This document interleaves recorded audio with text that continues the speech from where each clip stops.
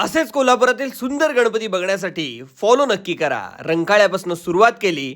रंकाळ्याचा राजा मंडळ यांनी सुंदर असं मंदिर उभारलेलं आहे. त्यामध्ये शंकराची पिंड आणि गणेश सुद्धा शंकराच्या रूपातीलच.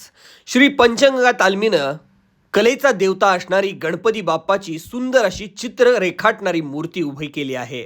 आणि ही सगळी चित्र स्वतः कलाकाराने हातानं काढली आहेत. कोणत्या प्रकारचं डिजिटल वापरलेलं नाही. सोल्जर तरुण मंडळानं एक वेगळा आणि अनोखा असा देखावा केला आहे. यामध्ये दहशतवाद आणि त्याची तीव्रता समजावून सांगितलेली आहे आणि त्याचा विनाशही केलेला आहे. टेक्सास तरुण मंडळानं खूप सुंदर मूर्ती उभारलेली आहे.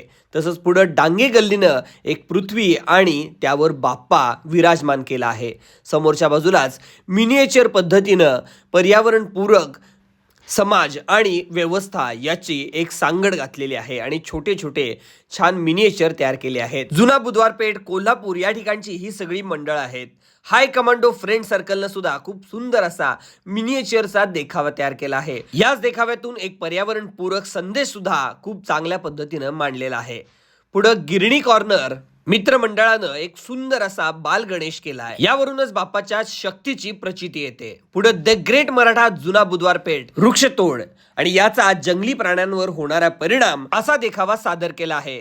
त्याच्याच पुढं अष्टविनायक ग्रुपनं एक राक्षस केला आहे. भला मोठा राक्षस आणि गणपती बाप्पाची त्याच्याबरोबर होणारी लढाई.